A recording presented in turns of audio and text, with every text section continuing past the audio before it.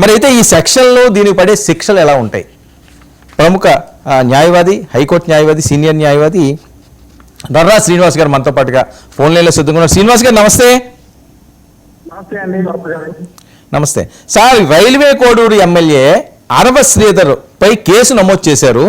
జిల్లా ఎస్పీకి మహిళా ఉద్యోగి ఇచ్చిన ఫిర్యాదు ఏదైతే ఉన్నదో దాని మీద కేసు నమోదైంది. ఇందులో BNS 318/2 దీనికి ఏ సెక్షన్లో, ఈ సెక్షన్కి సంబంధించి ఏ శిక్షలు పడతాయి సార్? తర్వాత మిగతా సెక్షన్లు నేను చెప్తాను, ఒకటి చెప్పుకెళ్దాం. ఇప్పుడు ఈ సెక్షన్ ప్రధానంగా ఏంటంటే, ఒక వ్యక్తిని మనం చీట్ చేస్తే చీటింగ్ సెక్షన్ కింద ఏమన్నా గతంలో 420 అంటే ఉన్నాం మనం. ఇప్పుడు కొత్తగా BNS సెక్షన్ లో 318 అనేటువంటి ప్రొవిజన్, చీటింగ్ ఇంగ్రీడియంట్స్ వచ్చేటువంటి ప్రొవిజన్.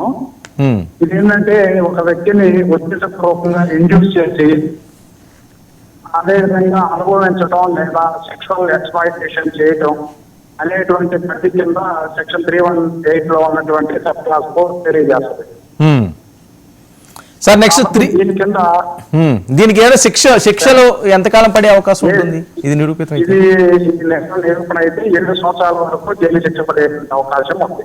7 సంవత్సరాలు. 7 సంవత్సరాల వరకు. Okay, fine. నెక్స్ట్ 318/4. 318/4 లోనే ఇది చీటింగ్ డిస్క్రిప్షన్స్. ఈ డిస్క్రిప్షన్ కింద కూడా 7 సంవత్సరాలకి జైలు శిక్ష పడేటువంటి అవకాశం ఉంది. ఇది కూడా 7 సంవత్సరాలేనండి? అవునండి, 7 సంవత్సరాలు. అంటే ఇవన్నీ కూడా బెయిల్బుల్లే, అంటే 7 సంవత్సరాల లోపు వాళ్ళందరికీ కూడా బెయిల్ ఇవ్వచ్చు అని ఉంది కదా? అంటే ఇది సుప్రీంకోర్టు ఆదేశం ప్రకారం ఖచ్చితంగా 7 సంవత్సరాల లోపు జైలు శిక్ష విధించదగిన ప్రతి కేసులోనూ అరెస్ట్ లేకుండా పోలీసులు నోటీసులు ఇచ్చి కోర్టులో డైరెక్ట్ గా అప్పీల్ అయ్యేటువంటి అవకాశం ఉంటుంది, అరెస్ట్ ఉండదు. ఓకే శ్రీనివాస్ గారు, నాకు చిన్న డౌట్. ఇప్పుడు 2 సెక్షన్లు మీకు ఇప్పుడు వినిపించాను. BNS 318/2, 318/4. అది 7 సంవత్సరాలు, ఇది 7 సంవత్సరాలు అంటున్నా. అంటే 2 కలిపితే 14 సంవత్సరాలు అవుతాయి కదండి. అలా పరిగణిస్తారా లేకపోతే సింగిల్ గానే? అలాంటి పరిస్థితి ఉండదండి. అలాంటి పరిస్థితి ఉండదు. ఒక సెక్షన్ కి 5 సంవత్సరాలు, ఒక సెక్షన్ కి 7 సబ్ సెక్షన్ కి 7 సంవత్సరాలు ఉంది. హైయెస్ట్ ఏది ఉంటే దాన్ని తీసుకోవాల్సి ఉంటుంది. దాన్ని కలపడం అనేది ఉండదు. 7 సంవత్సరాల లోపు శిక్ష ఉంది కాబట్టి ఖచ్చితంగా ఆయన్ని అరెస్ట్ చేయకుండా 41 గతంలో 41 ఇప్పుడు 35 BNS ని అప్లై చేస్తారు. అంటే ఇది ఏదో రిమాండ్కి వెళ్ళడం లేకపోతే జడ్జిల ముందుకు వెళ్ళడం అంతవరకు ఉండదా ఇది? అంటే ఇక్కడ మనం అర్థం చేసుకోవాల్సింది ఏంటంటే, పోలీసు అధికారులకు ఒక విచక్షణ ఉంటుంది. గతంలో క్రిమినల్ నేర చరిత్ర ఉంటే కానీ, ఇలాంటి హ్యాబిచువల్ అఫెండర్స్ కానీ అలాంటి వాటిల్లో పోలీసు అధికారులకు ఒక విచక్షణ అధికారం ఇచ్చారు అరెస్ట్ కు సంబంధించి.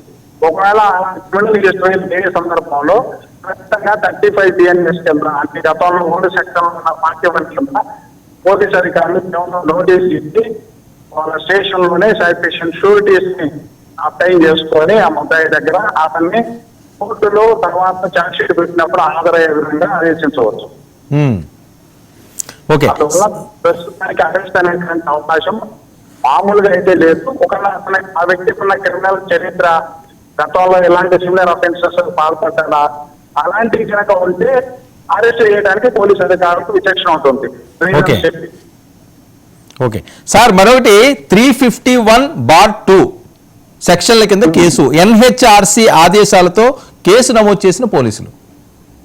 అంటే ఇది ఏంటంటే క్రిమినల్ ఇంటిమిడేషన్ అండి. అంటే ఒక వ్యక్తిని ఉద్దేశపూర్వకంగా బెదిరించడం, బెదిరింపు చర్యలకు పాల్పడి ఎవరికి దానికి అధికారులుగా ఎవరైతే ఉన్నారో వాళ్ళకి అని మరెవరైనా చెప్పకుండా ఉండే విధంగా బెదిరింపు చర్యలకు పాల్పడ్డారో అనేటువంటిది ఈ సెక్షన్ కొత్తగా చాప్టర్ 19లో సెక్షన్ 351 కింద కొత్త BNS లో చేర్చడం జరిగింది.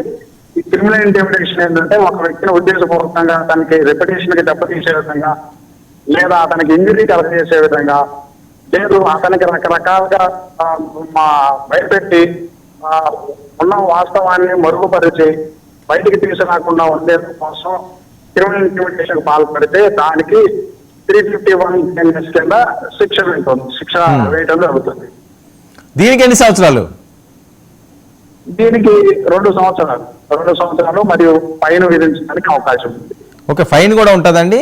అంటే జడ్జి గారి ఫైన్ కూడా ఉంటుంది. ఆదేశాల మేరకు ఉంటుంది. జడ్జి గారి ఆలోచన ఉంటుంది అది ఎంత విధించాలి ఏంటి అంటే అన్నది. అంటే నేరం యొక్క గ్రావిటీని బట్టి 2 సాక్ష్యాలు సేకరించిన తర్వాత కోర్టుకున్న విచక్షణ అధికారంతో 2 సంవత్సరాలు లేదా ఫైన్ లేదా 2 కలిపి కూడా విధించేటువంటి అవకాశం ఉంది. ఓకే శ్రీనివాస్ గారు, ఇప్పుడు ఈ కేసుకి సంబంధించి ఒక ఎమ్మెల్యే కేసు, అందుకని ఇంత ప్రెస్టేజియస్ గా సాగుతుంది. దీని మీద ఇంత పెద్ద ఎత్తున కథనాలు కూడా వ్యక్తం అవుతున్న పరిస్థితి మనం చూస్తున్నాం గత కొన్ని రోజులుగా. సో ఈ కేసుని ఇప్పుడు ఎఫ్ఐఆర్ చేశారు. సరే, బెయిల్ ఇచ్చే అవకాశం ఉందంటున్నారు, ఇవ్వకపోయినా అరెస్ట్ చేయొచ్చు అంటున్నారు, 7 సంవత్సరాలు శిక్ష పడే అవకాశం ఉన్నట్లు చెప్తారు. అంటే ఇప్పటి నుంచి వీళ్ళు ఎంక్వైరీ మొదలు పెడతారా పోలీసులు ఎఫ్ఐఆర్ నోట్ అయిన తర్వాత? ఒక కేసు ఎఫ్ఐఆర్ దాఖలు అయిందనంటే బిఎన్ఎస్ యాక్ట్ కింద పోలీసు అధికారులకి దాని మీద పూర్తి స్థాయిలో విచారణ చేసే అవకాశం ఉంటుంది. స్టేట్మెంట్స్, సాక్షుల దగ్గర నుంచి స్టేట్మెంట్స్ రికార్డ్ చేస్తారు, బాధితురాల దగ్గర నుంచి స్టేట్మెంట్ రికార్డ్ చేస్తారు. వీలుంటే బాధితురాలు అంగీకరిస్తే మ్యాజిస్ట్రేట్ గారి దగ్గర ప్రమాణపూర్వకంగా కూడా సాక్ష్యాన్ని నమోదు చేసేటువంటి అవకాశం ఉంటుంది. ఇప్పుడు స్టేట్మెంట్ ని ఆ తర్వాత దాన్ని సాక్ష్యంగా పరిగణలోకి తీసుకోవడానికి కోర్టుకు వచ్చినప్పుడు లేదా ఈ సాక్షులు వ్యక్తిమో దాన్ని సపోర్ట్ చేయాల్సి ఉంటుంది, లేకపోతే కోర్టు ఏం చేయలేదు. అలా సపోర్ట్ చేస్తే మాత్రమే అది సాక్ష్యంగా పరిగణించబడి శిక్ష విధించడానికి అవకాశం ఉంటుంది. ఓకే, ఇది కాంప్రమైజ్ కూడా అవుతుంటారండి బయట ఇలాంటి అంశాలు కాంప్రమైజ్ అయిపోతే? ఎలాంటి కేసులు చాలా కేసులు కోర్టులో విచారణకు రాకుండా కాంప్రమైజ్ అవుతా ఉంటాయి. అయితే అది బాధితురాల యొక్క నిర్ణయం మేరకు, ఆ గ్రావిటీ మేరకు కేసు విచారణ క్రమంలో మరేదన్నా సెక్షన్, కొత్త సెక్షన్, ఇప్పుడు ఆమె ఏమంటుందంటే నన్ను బలవంతంగా ఏదో రేప్ చేశారని అంటే, ఒకవేళ రేప్ సెక్షన్ లో అలాంటి కనుక గ్రావిటీ ఉన్న సెక్షన్ కనుక నమోదు చేస్తే కేసు రాకిపడే అవకాశం ఉండదు. కాబట్టి అలాంటి సెక్షన్స్ కూడా ముందు ఇన్వెస్టిగేషన్ లో ఆమె ఏదో నాకు 5 ప్రెగ్నెన్సీలు వచ్చినాయి, అబార్షన్ చేయించాను అని చెప్పింది. సరే, అవన్నీ నిజాలు కాకపోతే ఎవరికైతే ఈ ఆరోపణ చేసిందో అసలు ఆమె మీద చట్ట ప్రకారం చర్యలు తీసుకునే అవకాశం కూడా చట్టంలో ఉంది. ఓకే, సో సార్ దీని మీద ఇప్పుడు ఈ మెడికల్ రిపోర్ట్స్ కానీ లేకపోతే మెడికల్ కౌన్సిలింగ్ ఇలాంటివి జరుగుతుంటాయా? జరిపించాల్సిన అవసరం ఉంది. ఇప్పుడు ఆవిడ చాలా ఆరోపణలు చేసింది కదా. ఇప్పుడు ఖచ్చితంగా ఇప్పుడు బాధితురాలు యొక్క సాక్ష్యం, బాధితురాలు ప్రొడ్యూస్ చేసేటువంటి ఎవిడెన్స్, లేదా గతంలో నిజంగా చెప్పినట్టుగా మెడికల్ ప్రెగ్నెన్సీ టెర్మినేషన్ జరిగి ఉంటే, ఆ టెర్మినేషన్ జరిగిన దానికి ఆధారాలు ఏమైనా ఉంటే వీటన్నింటినీ కూడా సాక్ష్యంగా పరిగణించబడి కలెక్ట్ చేయబడితే సంబంధిత డాక్టర్లను కూడా విచారించే అవకాశం ఉంది. అయితే దీనికి ఒక ప్రత్యేక చట్టం ఉంది, పిఎన్టీటీ యాక్ట్ అని చెప్పేసి, ప్రీ నాచురల్ టెక్నిక్ యాక్ట్ అని. గర్భస్థ శిశువుని చంపడం అనేటువంటి నేరం కాబట్టి దానికి పర్మిషన్ తీసుకోవాలి. ఒకవేళ ఏదైనా పాపకు కానీ బాబుకు కానీ, గర్భంలో ఉన్న పాపకు కానీ బాబుకు కానీ ఇబ్బందికరమైన పరిస్థితి ఉంటేనే గర్భాన్ని తొలగించాల్సి ఉంటుంది, లేకపోతే శిశువుని చంపే అధికారం ఎవరికి లేదు. నిజంగా మనం చేసే ఆరోపణలు అలాంటిది అవకాశం ఉంటే అది రేపు పోలీసులు విచారించి సాక్ష్యంగా దాన్ని ప్రవేశపెట్టి నిజంగా అది జరిగి ఉంటే దాన్ని మెడికల్ ఎవిడెన్స్ కింద ప్రొడ్యూస్ చేయాలి. అలా ప్రొడ్యూస్ చేయలేకపోతే మాత్రం అది అలాంటి ఆరోపణకి ఒక ప్రాతిపదిక అనేటువంటిది ఉండకపోవచ్చు. రైట్ సార్, థ్యాంక్ యూ అండి, thank you so much Srinivas గారు.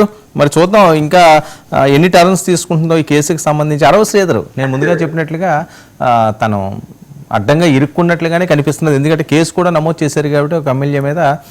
మరి ట్రయల్స్ నడుస్తుంటాయి, ఇంకెక్కడి నుంచి ఎంక్వైరీ మొదలు పెడతారు. మరి వీణ చెప్పేది అమ్మాయి ఇందాక ఎవరైతే బాధితురాలు ఉన్నారో ఆవిడ చెప్పేది నిజమా, లేకపోతే అరవ శ్రీధర్ చెప్పేదే నిజమా, వీళ్ళిద్దరి మధ్యన అసలు ఏం జరిగింది, ఎంతవరకు ఈ అంశం ఎందుకు వచ్చింది, ఇప్పుడు పోలీస్ స్టేషన్ వరకు వెళ్ళడమే కాకుండా ఎఫ్ఐఆర్లు నమోదవడం, వివిధ సెక్షన్లు పడడం, 7 సంవత్సరాల జైలు శిక్ష పడే అవకాశం ఉంటుందట అరవ శ్రీధర్కి. అరెస్ట్ చేసే అవకాశం కూడా ఉంటుందట ఎమ్మెల్యే స్థాయి వ్యక్తిని. సో ఏదైనప్పటికీ కూడా ఏ ఎమ్మెల్యే అవనండి, ఏ రాజకీయ నాయకుడు అవనియండి, మనకి పదం ఉంది కదా అని చెప్పి ఏదో చేద్దామని తప్పటడుగులు వేస్తే, ఒకవేళ అరవ శ్రీధర్ వేస్తే చెప్తున్నాను నేను, ఆయన వెయ్యకపోతే మనం ఇప్పుడు డిసైడ్ చేయలేము ఏది నిజం ఏది అబద్ధం అని. జరుగుతున్న ప్రచారాల నేపథ్యంలో మాత్రమే మనం మాట్లాడుతున్నాము. మిగతా రాజకీయ నాయకులందరూ కూడా ఒళ్ళు దగ్గర పెట్టుకుని మీకు ఇచ్చిన పని ఏదైతే ఉందో ఆ నియోజకవర్గంలో మంచిగా చేయండి, 4 కాలాల పాటు ఆ పదవుల్లో ఉండండి.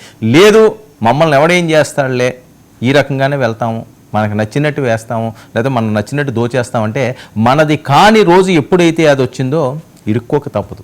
దానికి ప్రత్యక్ష నిదర్శనమే